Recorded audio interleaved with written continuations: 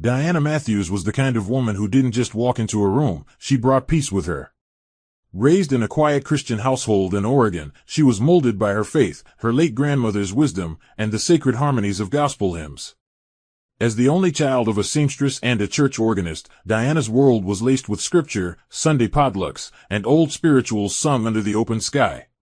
By 26, she had become a beloved youth choir director at her local church, where she not only nurtured young voices but also ran a free weekend soup kitchen that served the homeless and elderly.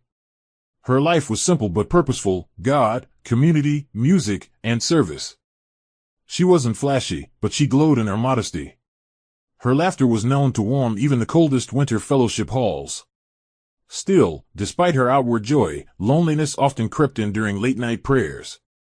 She was content but curious, wondering if love was something God had reserved for everyone else. Everything changed one spring afternoon when Diana volunteered at a Christian business conference as an usher. That was where she first saw Philip Johnson. He had the kind of smile that could break the silence of a room and wore confidence like a tailored suit. At the time, he was a new hotel trainee manager from Chicago, sent by his employer to network with Christian entrepreneurs. Philip was everything Diana wasn't used to: sharp, ambitious, and flirtatiously clever, but there was a gentleness beneath his polished exterior that intrigued her. He complimented her voice after she led the opening worship, and that brief interaction turned into an impromptu conversation over coffee after the seminar ended. He asked intelligent questions about her community work and appeared genuinely impressed. For Diana, the conversation wasn't like the one she had with church brothers who only saw her as the safe friend. Philip made her feel seen, as a woman, not just a servant of God. That night, she knelt to pray but found herself smiling through her amen. Something had shifted. The courtship began innocently. They met every other Sunday after service and spent hours walking the Riverside Park, talking about life, childhoods, and dreams. Diana was surprised to learn that Philip came from a broken home. His father, a gambler, had abandoned them when Philip was 10, and his mother raised him and his sister, Marissa, alone while juggling night shifts at a casino. Philip's resilience, he claimed, was born from watching his mother cry over unpaid bills. He had promised himself he would rise above that pain, and hospitality had become his ladder. Diana admired his strength, even when he questioned her simplistic view on contentment. She taught him to slow down and breathe. He taught her to envision bigger possibilities. Evelyn, Diana's childhood best friend, remained skeptical of him but kept her concerns quiet, for now. After 3 months of growing closer, Philip began attending church with Diana. She introduced him to the congregation as a friend, but the twinkle in her eye said otherwise. As spring blossomed around them, so did something deeper, an affection neither expected. A love ignited not by fireworks, but by quiet prayers and coffee-scented conversations. Despite Evelyn's subtle warnings and the raised eyebrows from a few church elders, Diana's relationship with Philip bloomed into something heartfelt and intentional. He started attending Sunday services more regularly, although never quite as involved as Diana. Still, his effort warmed her heart. He even volunteered once during a charity drive, lifting boxes and helping arrange food parcels. Though a bit awkward around the elderly women who fussed over him, Philip remained respectful. Diana noticed that while he struggled with vulnerability in public prayers, he always closed his eyes during worship, something that oddly comforted her. As their bond deepened, Diana's heart began to hope in new ways. Philip wasn't perfect. He had moments where ambition seemed to blind him, but he made her laugh, listened attentively, and never disrespected her boundaries. He wasn't raised in faith, but he respected hers, which to Diana was a start. Still, Evelyn continued to observe with the caution of someone who had seen too many good girls burned by charming men with hidden fire. Their first real argument happened 3 months into their relationship when Diana suggested they take part in premarital counseling. Philip laughed it off, not rudely, but with a tone that dismissed the importance of it. "Babe, we're doing fine. We don't need a shrink to tell us how to talk." Diana calmly explained it wasn't about fixing something broken, it was about preparing for a lifetime together. The conversation ended with him promising to think about it, and though he didn't commit right away, he later surprised her by scheduling a session. That night, he took her to a lake just outside the city, her favorite spot. The sky was a canvas of oranges and blues, the water a silent mirror of the heavens.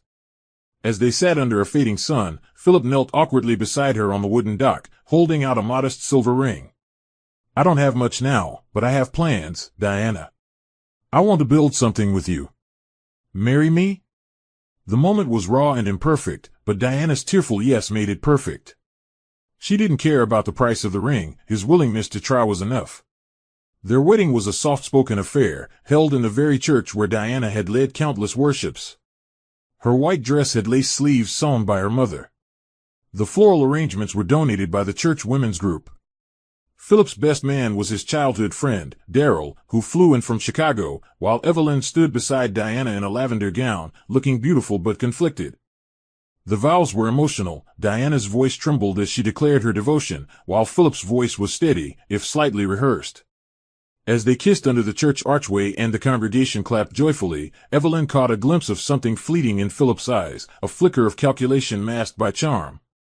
Still, the day was sacred, and Diana looked radiant, her face glowing with hope. They moved into a modest townhouse 2 streets away from the church. Philip continued climbing the hotel ladder, while Diana remained rooted in community work. For a while, it seemed like faith and ambition had finally found common ground. But beneath the harmony, subtle shifts had already begun. And the sunset that marked their beginning would soon fade into unpredictable shadows. The first 2 years of Diana and Philip's marriage passed like a carefully choreographed waltz. On the surface, they appeared to be a blissful couple, a woman of strong moral conviction and a husband with a rising career. Their townhouse brimmed with laughter during late-night Bible readings and heated debates over card games and gospel radio trivia. Diana continued her volunteer work, teaching free music lessons to neighborhood kids while expanding her church outreach programs. She also taught Sunday school, where the children adored her and often ran into her arms like she was an angel in human form. Philip, on the other hand, had started climbing the professional ladder with speed. His dedication and charm earned him a promotion from front desk supervisor to assistant manager at the boutique hotel he worked for. He started coming home later, often exhausted but filled with stories of investors, expansion plans, and hotel politics.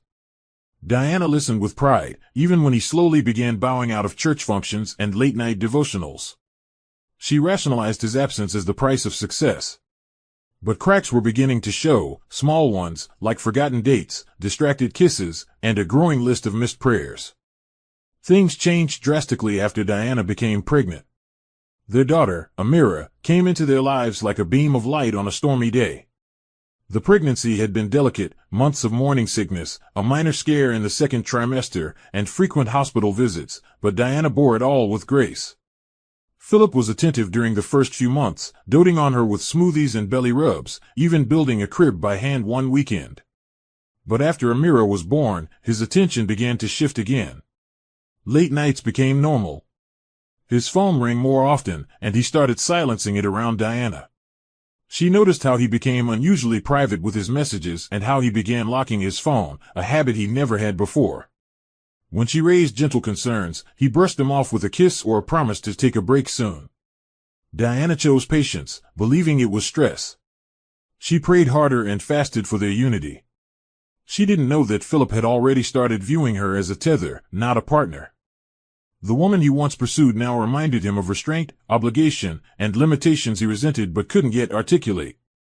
Amira's first birthday was the moment Diana truly sensed the change. She had planned a beautiful party in their church's fellowship hall, complete with homemade cupcakes, soft pink balloons, and gospel-themed children's music. Friends and church members came bearing gifts and love, but Philip arrived late, distracted and dressed like he had just come from a club. He whispered something about a last-minute client dinner, kissed Amira on the forehead, and barely stayed an hour before ducking out again. Evelyn noticed it immediately and confronted Diana in the kitchen, asking if everything was all right. Diana, wearing a brave smile, lied through her teeth. "He's just busy. That's all." But later that night, as she nursed Amira in the quiet nursery, she caught a glimpse of her reflection in the window, a woman with tired eyes, a weary heart, and a sinking feeling that love was slipping through the seams. She tried to shake it off, reminding herself that marriage required endurance. But something had indeed shifted. The man who once knelt on a dock and asked her to build a life together now seemed miles away, standing behind invisible walls, growing more unreachable with each passing day. Philip's promotion to head hotel manager came with an elegant new office, a company car, and a level of autonomy that fed every corner of his ambition. He basked in the applause during the formal announcement, shaking hands with board members and snapping photos for the company's press release. Diana celebrated with him the only way she knew how, by organizing a quiet dinner at home, complete with his favorite jollof rice, grilled salmon, and a small handwritten note of encouragement tucked under his plate. But Philip arrived home hours later, tipsy from a champagne toast hosted by the hotel's executive director. He barely noticed the effort Diana had put into the meal, muttering something about being exhausted before retreating to the bedroom with his phone glued to his hand. From that night onward, it seemed Philip began shedding the old version of himself, replacing it with a man who thrived on luxury, admiration, and constant validation from the outside world. The faith-based family man Diana had married was evolving into someone who viewed kindness as weakness and humility as unnecessary. It was during one of the hotel's quarterly investor brunches that Sabrina entered the picture. A high-end PR consultant contracted by the hotel, Sabrina Cole was everything Diana wasn't: flashy, flirtatious, and fluent in corporate seduction. She walked into rooms like she owned them, dripping in designer labels and carrying an expensive laugh that always drew attention. Philip was instantly smitten, though he would never admit it. She praised his management style during a presentation, touched his arm a second too long during conversations, and began tagging him in social media posts after events. Diana noticed the change, especially when Philip started dressing sharper, switching colognes, and spending long hours networking at unfamiliar lounges. He stopped answering her calls during work hours and claimed he needed mental space. When Diana asked if she could visit his office during lunch one afternoon to drop off a meal, he snapped irritably, saying it would be unprofessional. He was becoming someone else, someone she didn't recognize, and yet she refused to entertain the worst possibility. She blamed stress. She prayed harder. And when Evelyn asked questions Diana didn't have answers to, she covered her fears with rehearsed optimism. The turning point came during the hotel's anniversary gala, an exclusive black tie affair hosted in its penthouse ballroom. Evelyn had secured a last-minute invitation and convinced Diana to attend, hoping it would spark something good between the couple. Diana arrived in a modest navy blue dress, her natural curls pinned neatly, her eyes searching the crowd for her husband. But what she saw nearly collapsed her spirit. Philip stood near the bar, laughing intimately with Sabrina, his hand on the small of her back, their heads too close for comfort. The sight was a dagger through Diana's heart. When he finally noticed her, his expression faltered, not with guilt, but with irritation. He walked over and offered a stiff smile, calling her church girl in a tone that mocked rather than adored. Evelyn, ever perceptive, gripped Diana's arm and whispered, "This isn't right. You need to talk to him." But Diana, ever faithful, nodded silently and swallowed her pain. She didn't create a scene. She simply walked out, tears welling in her eyes, the sound of laughter trailing her like ghosts. That night, as Philip partied with Sabrina and business elites, Diana sat in the car with Amira's picture in her hands, whispering prayers not just for strength, but for clarity, prayers she had never thought she would need. The morning of the ACCID began like any other, quiet hymns humming from Diana's Bluetooth speaker as she packed Amira's ballet bag with care. It was Saturday, and Amira had her weekend ballet rehearsal at the community center a few miles away.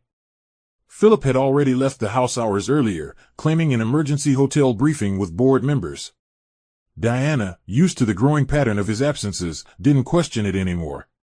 She brushed Amira's curls, tied her shoelaces, and slipped into a comfortable sundress before lifting her daughter's pink tutu bag over her shoulder and locking the door behind them. The sun was just starting to rise, casting a golden sheen over the sleepy suburb. As they drove through familiar streets, Diana used the quiet moment to speak affirmations to her daughter.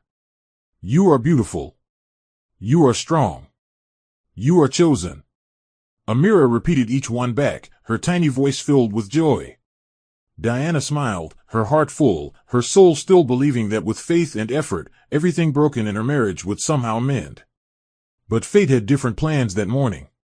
As Diana approached the intersection near Park Hill Avenue, a black SUV ran a red light at full speed. The sound of tires screeching, metal crushing, and glass shattering filled the air in an instant. Diana had barely enough time to swerve slightly, shielding the side where Amira sat. The car flipped, tumbling violently before landing on its side near a concrete divider. Bystanders screamed and rushed to the scene. Amira, miraculously, was mostly unharmed, secured tightly in her booster seat and cushioned by the car's side frame. But Diana's body was limp, her head bleeding, and her lower body crushed beneath the dashboard. The ambulance arrived within minutes, and the first responders worked swiftly to free her. Amira cried uncontrollably as she watched her mother being loaded into a stretcher, blood soaking her dress. At the hospital, doctors fought to stabilize Diana. Hours later, the orthopedic surgeon delivered the news: severe spinal trauma, fractured pelvis, and possible permanent paralysis. She would survive, but she might never walk again. Evelyn was the first to arrive at the hospital, still in her robe, clutching her chest as she was told the details. Philip, when finally reached, showed up 5 hours later, visibly irritated and reeking of cologne and alcohol. Philip's reaction at the hospital was distant, as if inconvenience had dressed itself as tragedy. He barely touched Diana's hand as she lay unconscious, tubes in her arms and bruises across her face. When Evelyn cornered him in the waiting area and demanded answers, he rolled his eyes and muttered, "She'll be fine. She's always been the strong one." It was as if the man who once knelt by the lake under a setting sun had disappeared completely, replaced by someone cold, unfamiliar, and disturbingly indifferent. The hospital admitted Diana into the trauma recovery wing, where a cocktail of medications dulled her pain but couldn't numb the betrayal she felt in her husband's absence. Sabrina didn't visit, but she sent a bouquet of exotic flowers with a pre-written card that read, "Wishing you a speedy recovery, SC." Evelyn threw it in the trash before Diana could ever see it. Days later, when Diana finally opened her eyes fully and learned the extent of her injuries, her first instinct wasn't panic, it was prayer. With Amira in her arms and Evelyn by her side, she whispered to God through a cracked voice, "If I can't walk again, help me rise another way." The accident hadn't just broken bones, it had begun shattering illusions she had protected for far too long. And deep within that hospital room, a seed of strength started to take root. The sterile scent of antiseptics, the hum of distant monitors, and the squeak of nurses' shoes became Diana's new normal in the weeks that followed her surgery. Her hospital bed was moved into a private rehabilitation room on the 3rd floor, where large windows overlooked the courtyard, though she rarely looked out. A team of doctors and physical therapists came in rotations, each bringing hopeful updates coated in caution. Her spine had narrowly missed complete severance, but the nerve damage was severe. Diana would likely never walk again without intensive therapy and the grace of healing miracles. Her lower limbs remained numb, her movements sluggish, and every breath was a reminder of the pain stitched across her body. But it wasn't the physical agony that tore her apart, it was the emotional vacuum where her husband's love should have been. Philip visited sporadically, always distracted, always on his phone. He'd offer half-hearted updates about the hotel and barely glance at Amira, who clung to her mother and grew more confused with every passing day. Diana tried to remain strong, reading her Bible aloud, quoting scripture through tears, but some nights, the weeping was louder than the word. During one of Philip's brief visits, he entered the room wearing designer loafers and an expression that seemed more annoyed than concerned. He stayed for just 15 minutes, claiming he had important guests at the hotel. Diana, seated in a new wheelchair for the first time, looked up at him, eyes tired but still hopeful.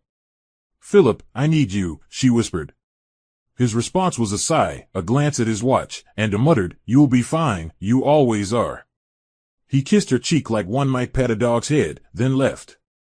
That was the day something inside Diana cracked, not with rage, but with realization.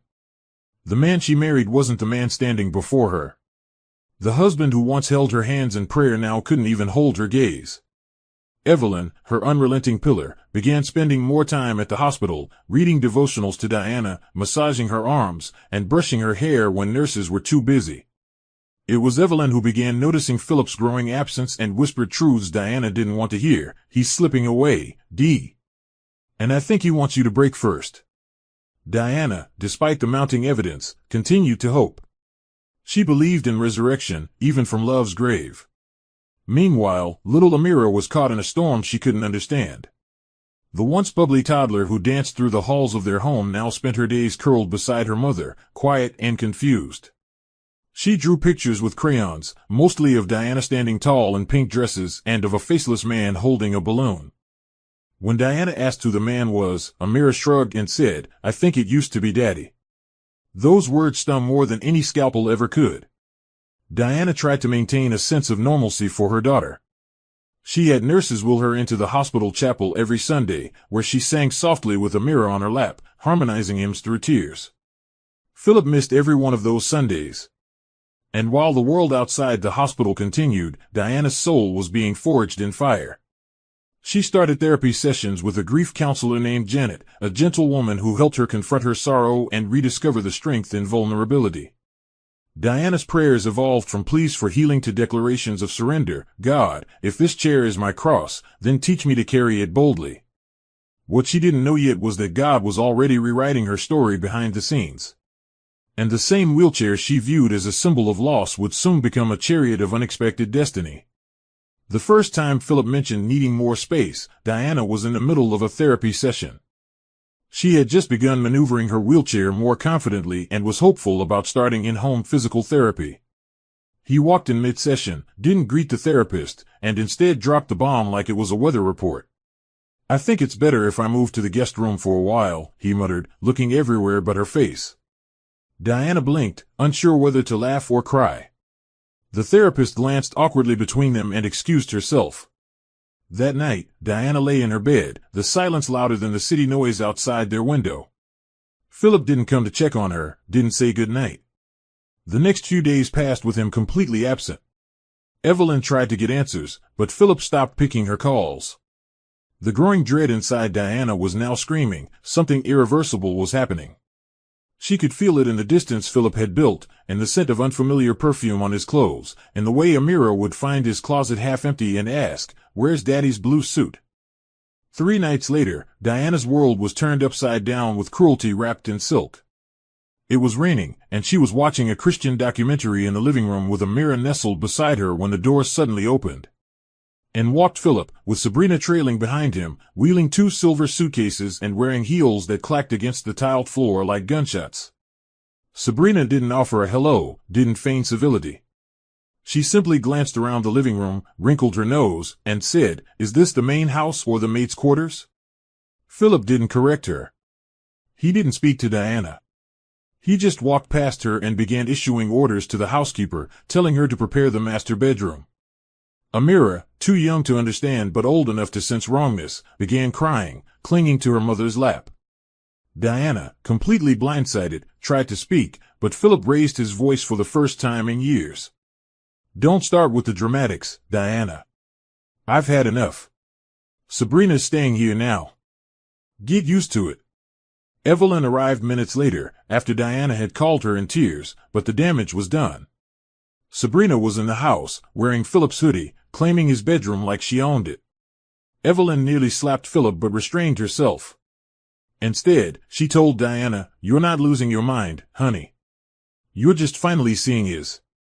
2 days later, Diana was served with divorce papers, on her hospital-grade lap tray, no less. Delivered by Philip himself while Sabrina lounged in the background, flipping through a magazine and sipping wine. The words that shattered Diana's heart came without hesitation, without remorse: "Stop bitching around and sign the damn papers." She stared at the document as if it were an obituary, of her love, her trust, her marriage.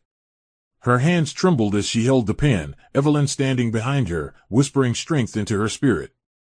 Amira peeked from the hallway, her innocent eyes watching as her world fractured silently. Diana didn't cry. Not this time. She signed the papers with the resolve of a woman who had finally seen the truth. When she handed them back, Philip scoffed and said, "Good. Now maybe we can all finally breathe." That night, Diana sat in her wheelchair by the window, rain streaking the glass like heaven weeping for her. But beneath that sadness was something else stirring, an ember of defiance, small but growing. She hadn't lost everything. She still had her daughter. She still had her faith. And somewhere deep inside, she knew, this wasn't the end of her story. Not even close. It was a bleak Monday morning when Philip stormed into the living room and announced, with no warning or shame, "You need to leave. Today." Diana, still recovering emotionally and physically, looked up from the Bible on her lap, certain she had misheard. "What?" she whispered, her voice barely audible. "You heard me," he snapped. "I want you and that child out. This is my house now, and I won't let your pity parade ruin the peace I'm trying to build."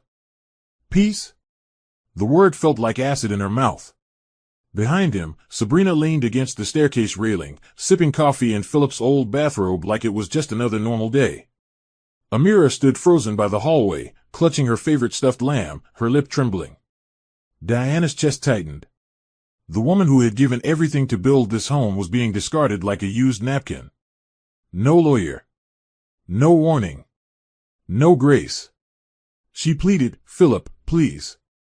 I have nowhere to go, at least let me find a place for Amira."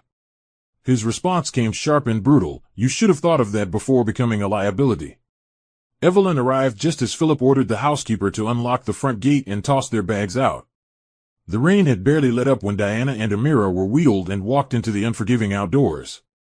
Evelyn rushed to grab as many of Diana's things as she could, clothes, medicine, Amira's school bag, but most of what they owned was left behind in closets they were no longer allowed to open. Diana sat motionless in her wheelchair, soaked, her hands gripping her daughter who was sobbing uncontrollably. They stood on the sidewalk like strangers to their own life. Sabrina peeked from the upstairs window, phone in hand, no doubt ready to post a filtered selfie with some vague, triumphant caption. Evelyn didn't say a word to Philip as she helped Diana into her old sedan and placed Amira in the back seat.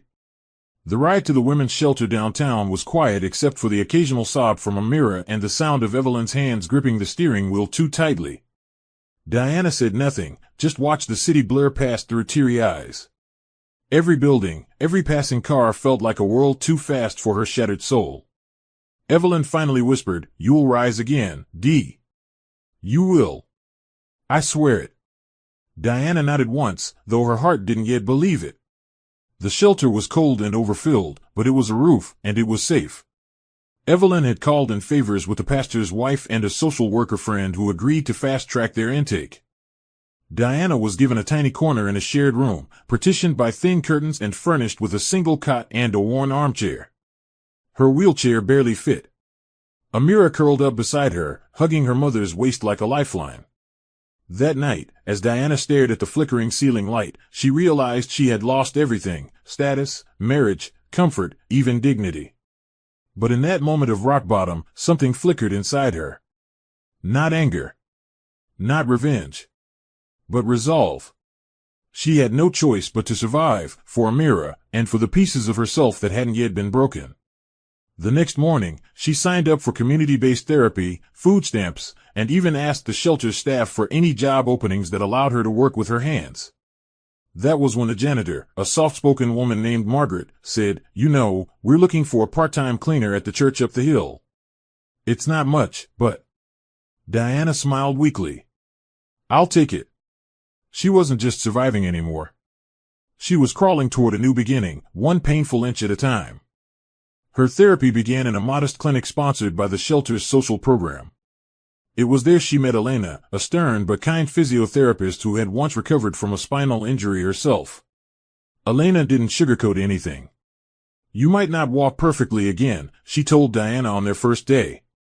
"But if you're ready to work, really work, we'll see what's possible." And so began the grueling process: exercises that made her scream, stretches that brought tears to her eyes, moments when Diana wanted to give up entirely. But then she would remember Amira's sleepy "I love you, Mommy," or the way Evelyn whispered scripture into her spirit after particularly hard days, and she would press on. 4 months, progress came in inches. Then, one rainy afternoon, Diana stood. Just for a moment. Just on one leg. But it was enough to make Elena cry and Amira scream with joy. From that day forward, Diana's faith became muscle, and her courage became motion. She started practicing with crutches, then without. And every painful step was a victory march for a woman the world had left for dead. 6 months after being discarded, Diana walked, unaided, into Evelyn's kitchen. Evelyn dropped the bowl of dough she was mixing and screamed. "You're standing." Diana nodded, tears brimming. "I'm walking," she whispered.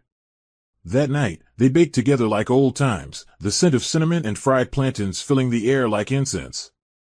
Diana's next decision shocked everyone. She resigned from her cleaning job at the church and applied for a taxi training course offered through a women's reintegration nonprofit.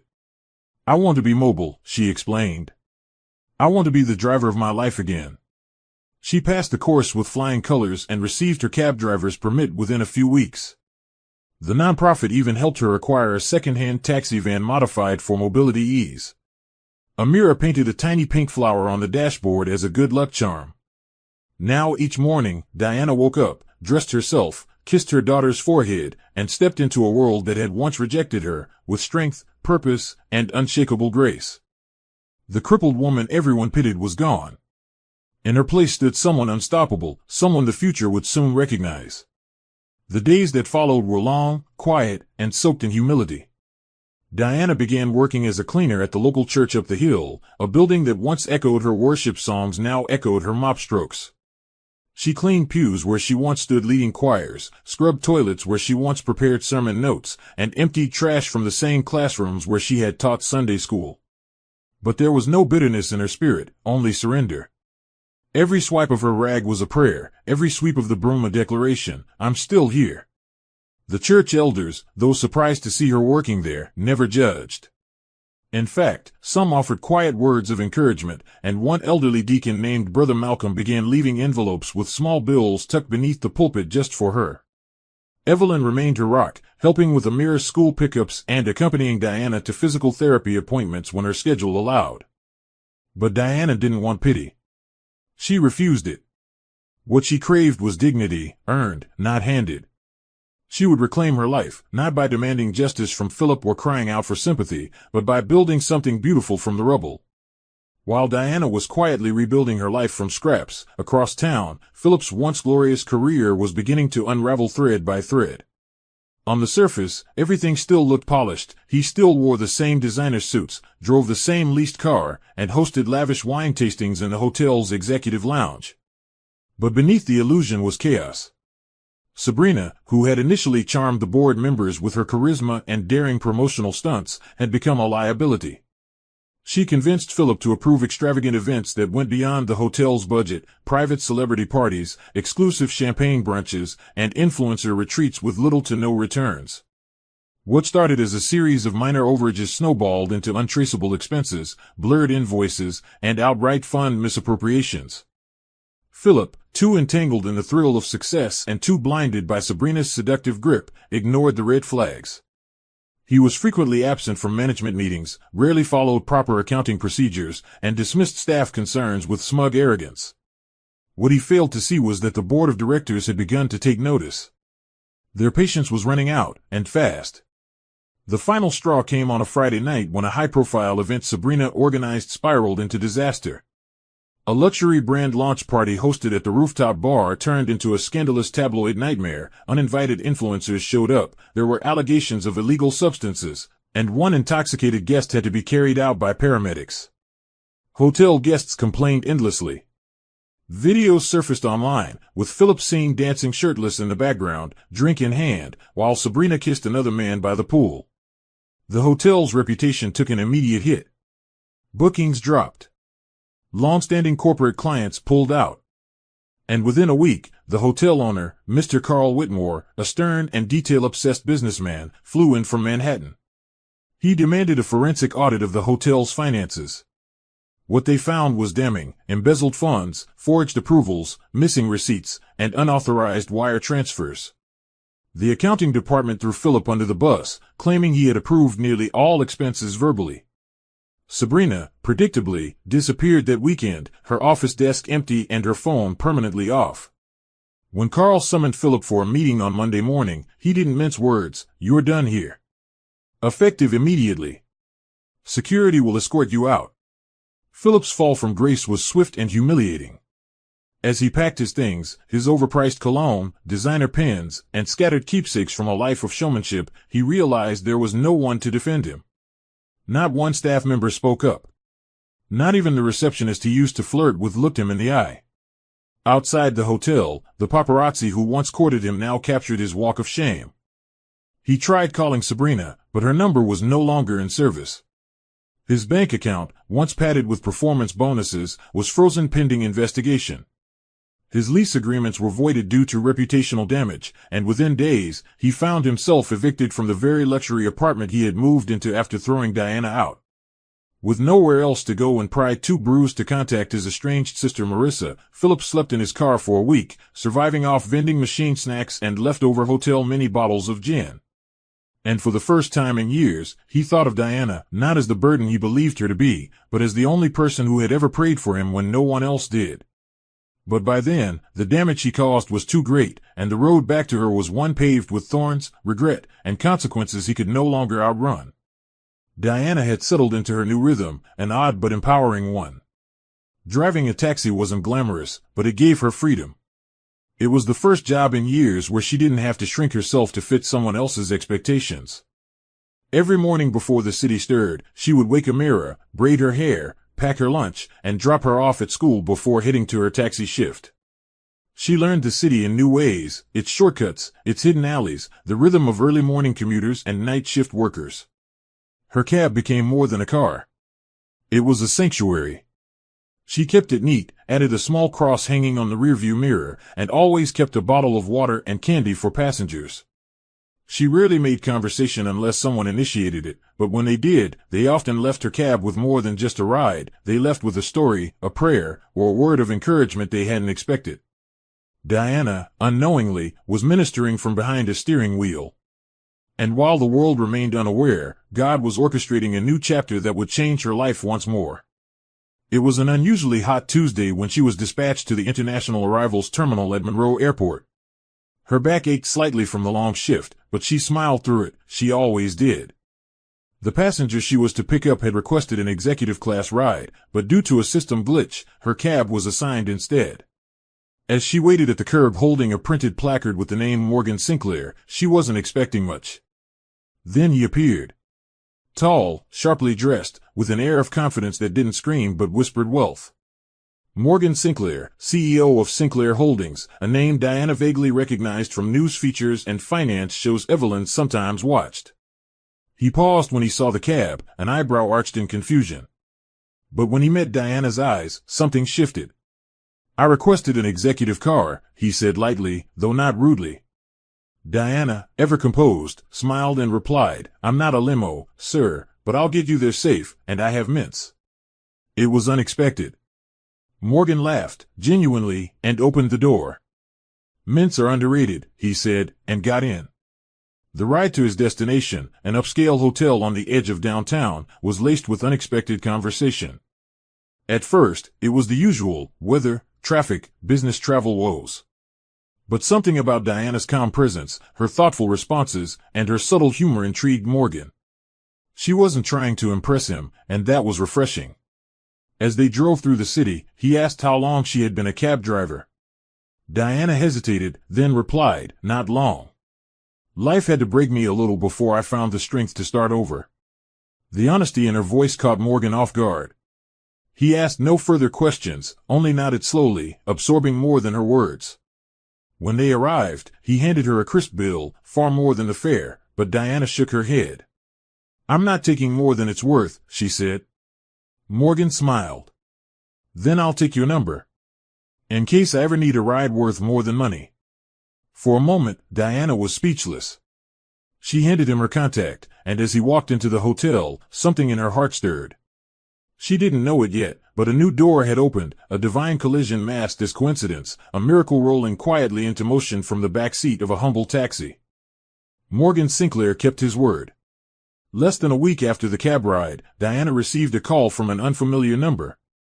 His voice was warm and clear, with that unmistakable undertone of curiosity. "I'm in town again," he said. "And I'd like you to drive me, if you're available." Though surprised, Diana accepted. She picked him up the next morning, and unlike last time, he sat in the front seat. Their conversations deepened. He asked about her favorite part of driving, and she spoke not of roads, but of people. "Everyone's going somewhere," she said. "I'm just honored to be a small part of their journey." Morgan listened, really listened, like few men ever had. Over the following weeks, he continued to request her rides personally, business meetings, charity galas, even casual drives through the city when he had downtime.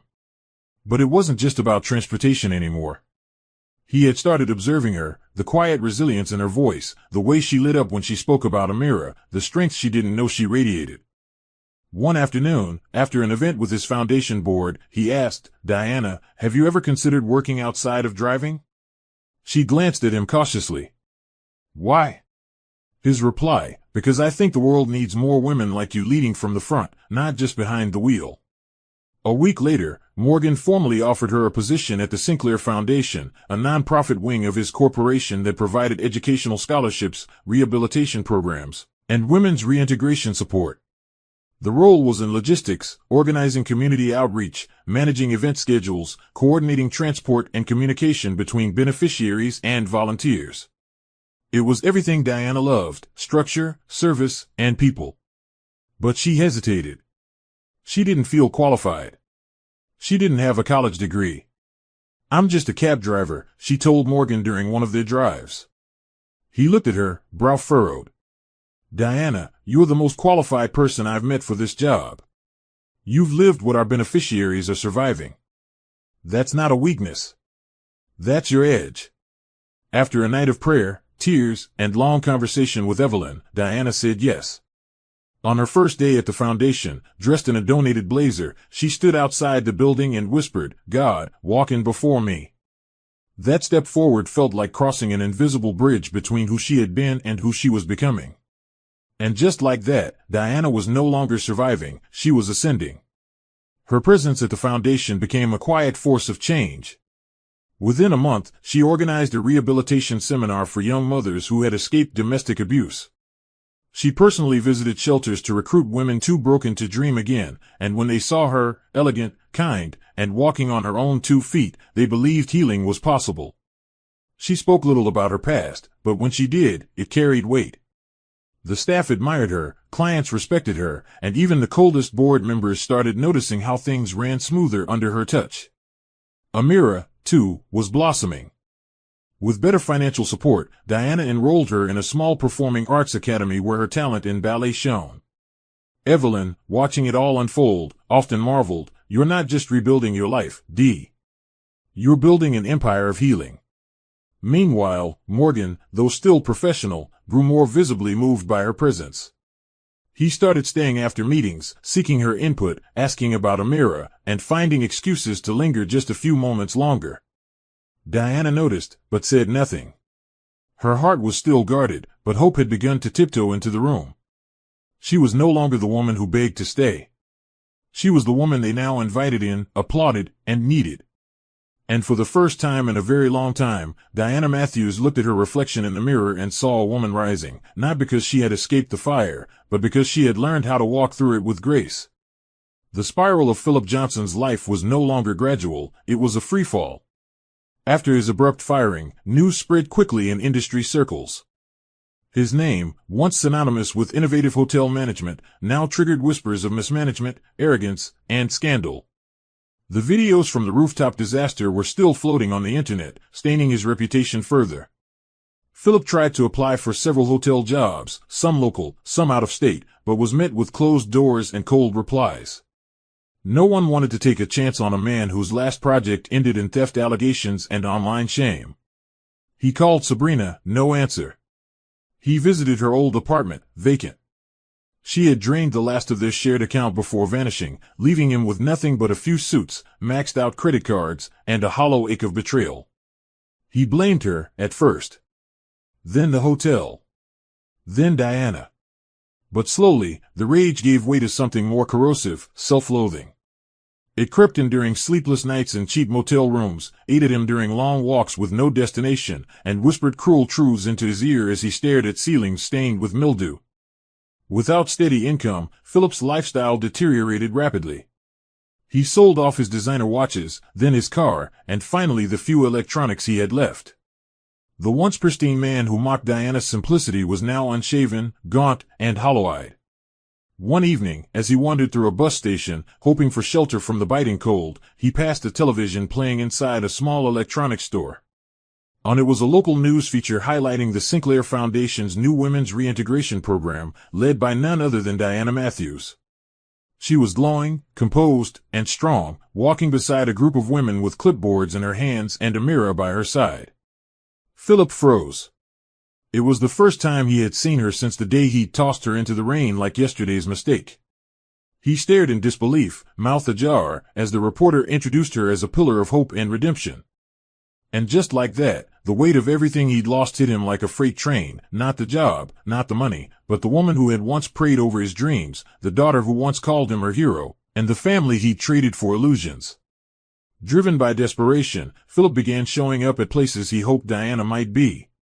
Once, he waited outside the community center where Amira took ballet classes, hiding behind a parked van just to catch a glimpse of her.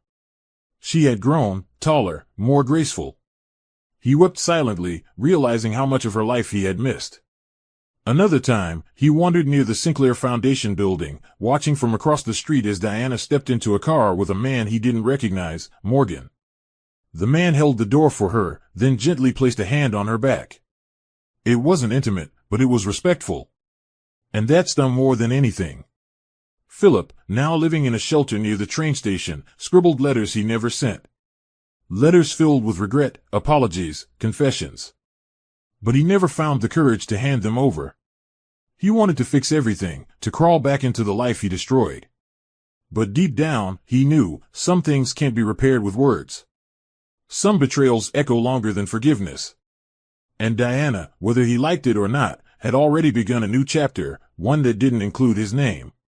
The day Philip finally approached Diana wasn't planned. He hadn't eaten a proper meal in 2 days and had slept beneath a collapsed bus stop bench, using his coat as a blanket. His pride, once thicker than armor, had eroded to dust. He waited until the end of the workday and positioned himself across from the Sinclair Foundation's headquarters, watching staff members exit one after the other. When he saw her, Diana, in a pale blue blouse and gray skirt, holding a folder and laughing gently with a security guard, something shattered inside him. She looked different. Not just healthier, but free. The chains he once wrapped around her had long since rusted away. He crossed the street slowly, heart pounding, mouth dry. "Diana," he called, voice hoarse. She turned, brows furrowed, the color draining slightly from her face. For a long second, they stood in silence. The man who'd once sworn to protect her now stood before her like a ghost, thin, unkempt, and trembling. "Please," he said, "just a minute." Diana glanced at the guard, who instinctively stepped closer, but she raised a hand. "It's all right." Philip stumbled through apologies, rambling about mistakes, about how everything fell apart after she left. He spoke of Sabrina's betrayal, of losing the hotel, of watching Amira dance from a distance and realizing the gravity of what he'd lost. "I messed up, Diana. God knows, I did. I don't expect anything.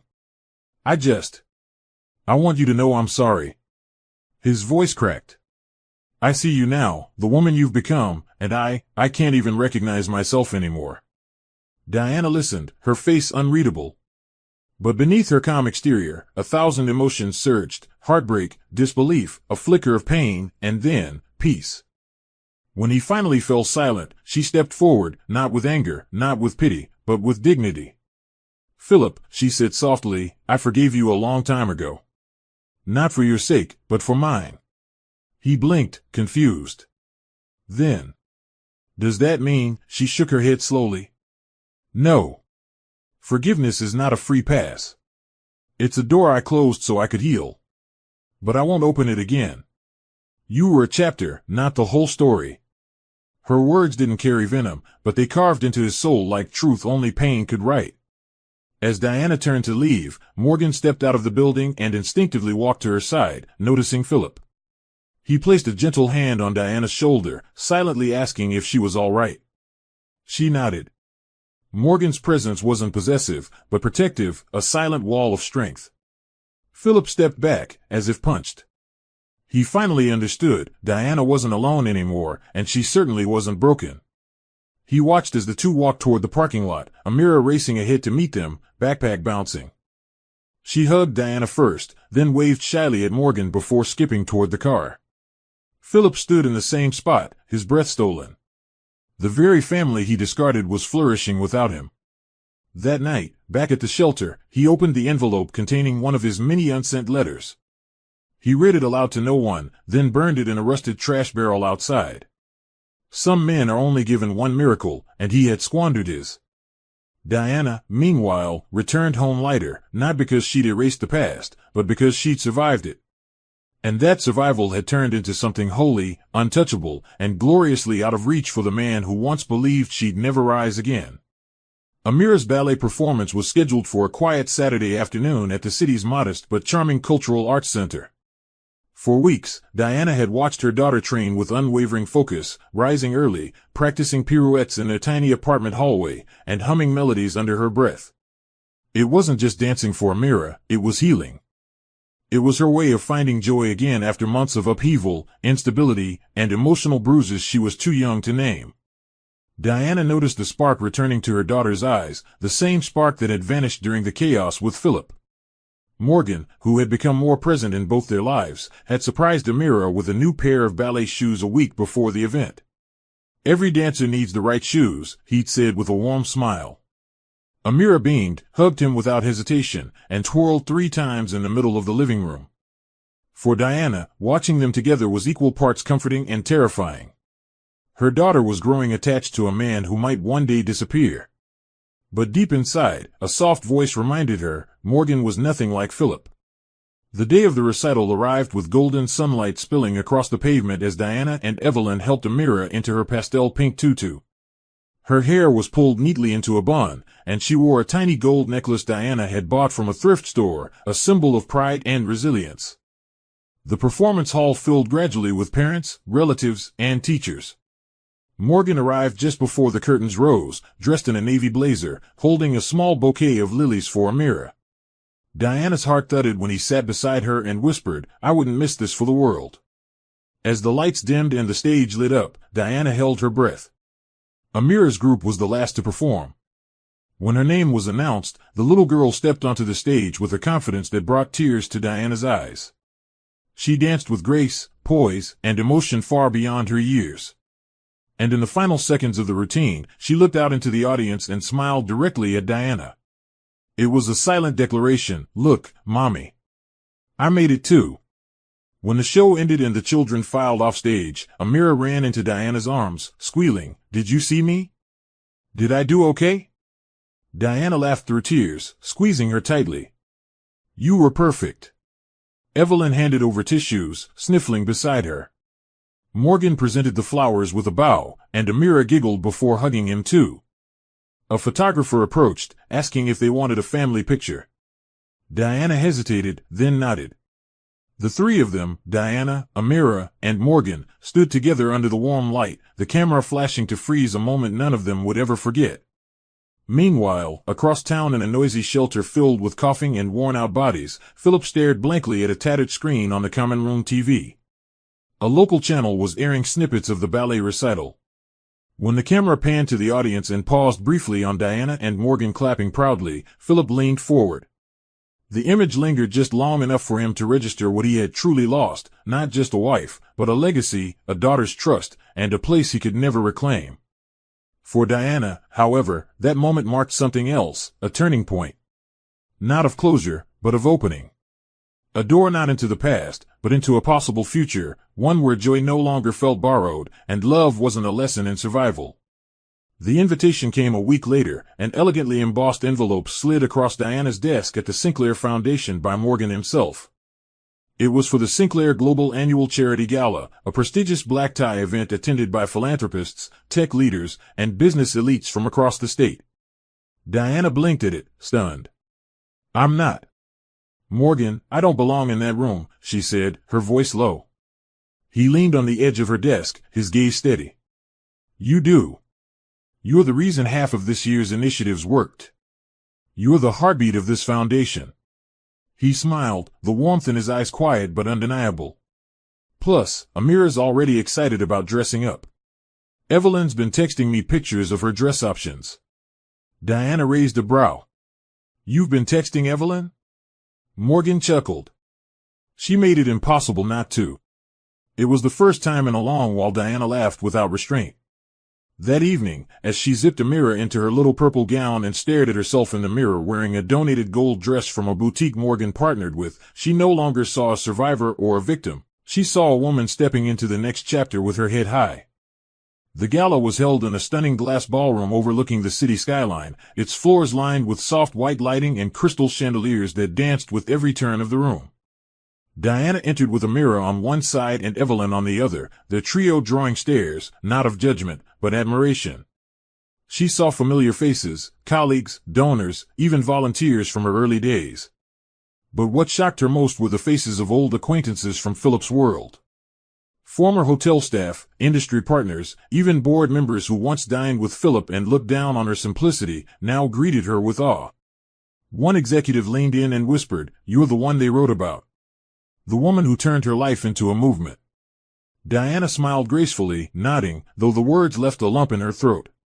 She never intended to become a symbol, but perhaps brokenness, when mended by grace, becomes the loudest sermon. As the speeches rolled in and awards were presented, Morgan took the stage and publicly thanked Diana by name. "There are leaders who rise because of power," he said, looking directly at her. "And there are those who rise because of purpose. Diana Matthews is the latter." The room erupted in applause. Evelyn wept quietly. Amira stood on her tiptoes to clap harder. Philip saw it all from a public library computer. He had typed Diana's name into the search bar out of habit and found a live stream link to the gala. When Morgan spoke her name, when the crowd clapped and the camera panned to her standing in that golden dress, radiant and calm, Philip stared at the screen as if it had turned into a mirror of his regrets. His hand trembled. The comments section exploded with praise. "She's amazing. What a story. Diana Matthews deserves the world." Philip's chest ached with something he couldn't quite name, beyond regret, beyond shame. It was the soul-deep agony of a man who had burned his bridge and then realized it had led to paradise. Back at the gala, Morgan returned to Diana's side and whispered, "Thank you for saying yes to tonight. And thank you for saying yes to yourself." Diana turned to him, heart-pounding, her reply quiet but firm. "I'm still learning how." Morgan nodded.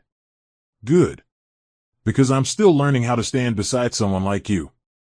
The words settled gently between them, not as a promise, but as an invitation. And for the first time in years, Diana allowed herself to imagine the possibility of love that didn't come with conditions. Only respect, restoration, and something golden waiting just beyond the pain.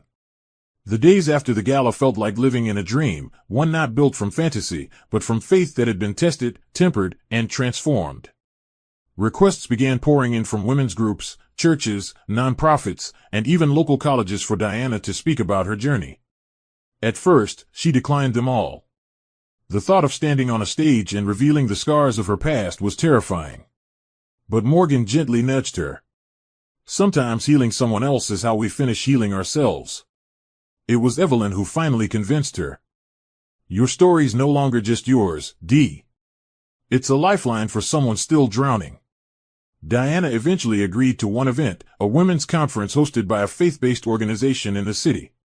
The theme was Rebuild, Beauty from Ashes. That single word, rebuild, echoed in her spirit for days. The night before the conference, she fasted, prayed, and wept alone on her knees, asking God to speak through her, not for applause or pity, but purpose. When the morning came, she stood behind the podium with trembling hands but unwavering conviction. Her story poured out like oil, slow, thick with emotion, and shining with truth. She spoke about the accident, the betrayal, the tears that soaked her pillow in the shelter, the days she couldn't feel her legs, the heartbreak of signing divorce papers in a wheelchair. She talked about the loneliness, the judgment, the nights she wanted to quit but kept going because Amira needed a mother who didn't break. And then she spoke of grace. How faith met her in broken places. How love, real love, doesn't bruise or belittle, but builds. How forgiveness doesn't mean returning to pain, but releasing it so it doesn't poison the future. The auditorium was silent except for sniffles and gasps. When she finished, the entire room stood and clapped, not out of politeness, but reverence. Dozens of women rushed forward in tears, hugging her, thanking her for saying what they had never been able to say themselves. Someone filmed the speech.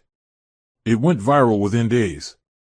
Suddenly, Diana Matthews was no longer just a cab driver or a foundation assistant, she was a voice. A vessel. A lighthouse for the shipwrecked. The newfound spotlight didn't change Diana, but it did open doors she had never imagined. Book publishers reached out. Influential pastors sent invitations. But she remained grounded, anchored by the same scriptures that had carried her through her darkest hours. Her focus remained on Amira, on the women she now mentored weekly at the shelter, and on the foundation work she still loved. Morgan, too, had changed subtly. He grew quieter around her, not distant, but more reverent, as though realizing the weight of the woman standing beside him. He no longer tried to impress her or lead her, he simply stood with her. And that, more than any confession of affection, spoke volumes.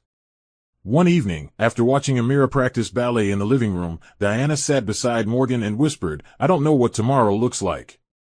He turned to her, eyes soft. "That's okay. I'm not here to predict your future. I'm just here to be present in it." It wasn't a love declaration. It was something better. It was faith, reborn not just in God, but in humanity. In goodness. In second chances. And for the first time since her marriage had shattered, Diana allowed herself to rest in that truth, fully and freely. The knock on the door came on a rainy evening just after Amira had fallen asleep and Diana was folding freshly laundered clothes in silence. The soft rhythm of the rain against the windows matched the heaviness that suddenly crept into the room as she approached the door. Evelyn had left an hour ago, and Morgan was out of town for a board retreat. Diana wasn't expecting anyone. When she opened the door, she froze. Standing under the flickering hallway light was a frail, unshaven Philip. His once pristine appearance had long given way to rags and hollow eyes. He held no umbrella, just a soggy plastic bag clutched against his chest. "I didn't know where else to go," he croaked. His voice was a ghost of itself. For a brief second, Diana considered closing the door. But something in her, maybe compassion, maybe closure, made her step aside. "One night. That's all I can offer," she said softly, not with love or pity, but with a heart that had long made peace with the past. She made him tea. Not because he asked, but because kindness remained in her DNA. Philip sipped it silently, trembling. He sat on the edge of the couch like he didn't belong, and Diana sat opposite him, folding the last of Amira's dresses. "You look different," he said, eyes scanning her like he couldn't believe she was real. "Stronger. Happier." Diana met his gaze and nodded. "I am." The silence between them was heavy with memories, wedding vows, shattered trust, wheelchair tears, eviction, and survival. Then Philip broke. He leaned forward, his hands covering his face, and sobbed. Not the quiet kind, but the deep, gut-wrenching sobs of a man who had finally seen the mountain of destruction he'd caused. "I was a fool, Diana. I lost everything.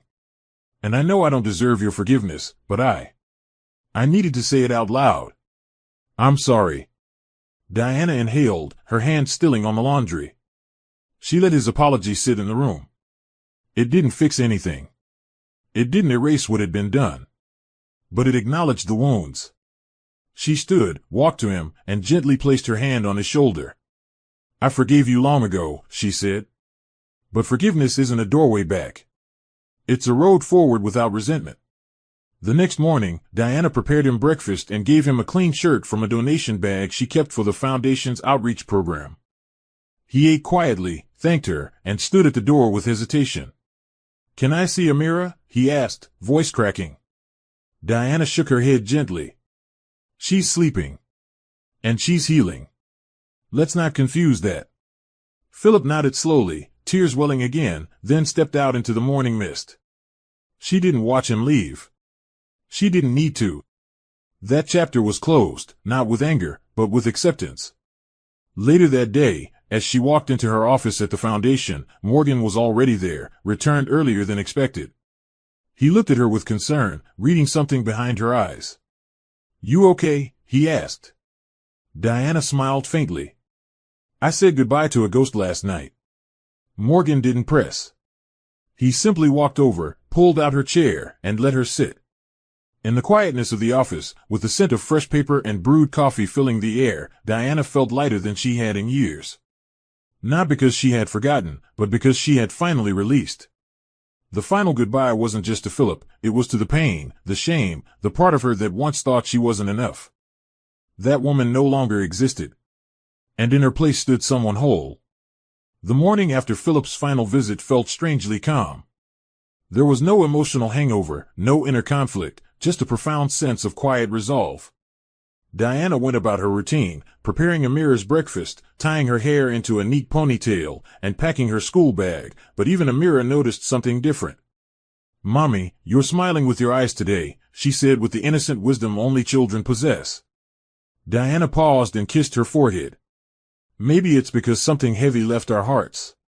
Evelyn, who came by to pick up a few supplies for a church event, grinned knowingly when Diana told her about Philip's visit.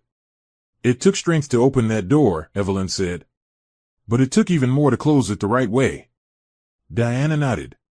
The real surprise came that evening.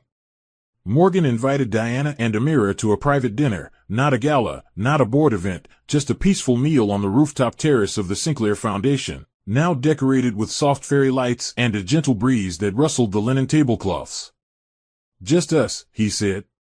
And it was perfect. They didn't talk about work or charity. They talked about childhood memories, silly dreams, and their favorite books. Amira giggled nonstop between bites of her favorite pasta as Morgan made funny faces and told corny riddles.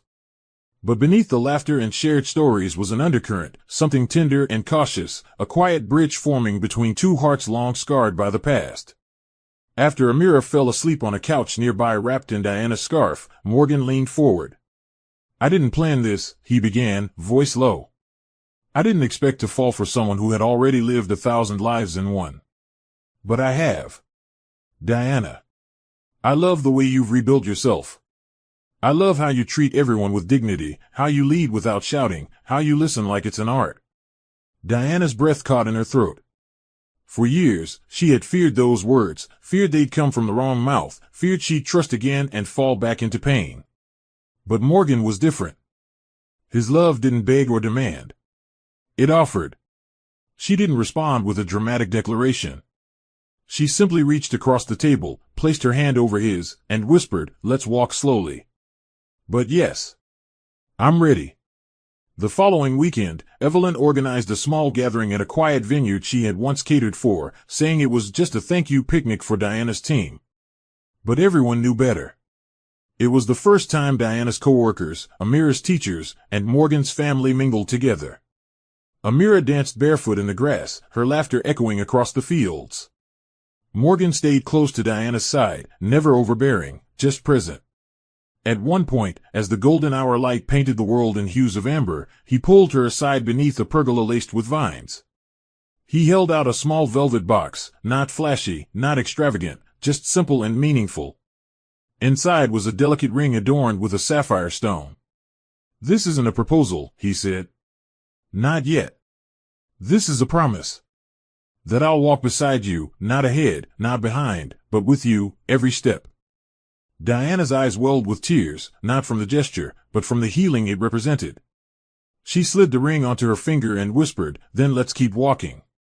And in that quiet vineyard, surrounded by laughter, flowers, and a daughter whose joy was blooming, Diana didn't feel rescued. She felt chosen, not for what she had endured, but for who she had become. And that made all the difference. The launch day of Diana's new Christian Wellness and Rehabilitation Center arrived with the same quiet grace that had followed her journey from the very beginning. The building, nestled in a serene part of the city surrounded by flowering jacaranda trees and open sky, was a symbol of everything she had fought through.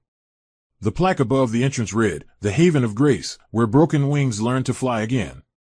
Inside were counseling rooms filled with light, prayer spaces decorated with scripture verses, and therapy lounges tailored for survivors of trauma, women who, like Diana once did, needed a space to rebuild from the ashes. What had started as a whisper in her heart had become a refuge for many. The opening ceremony was intentionally intimate. Evelyn, standing tall in a navy blue suit, gave the welcoming speech.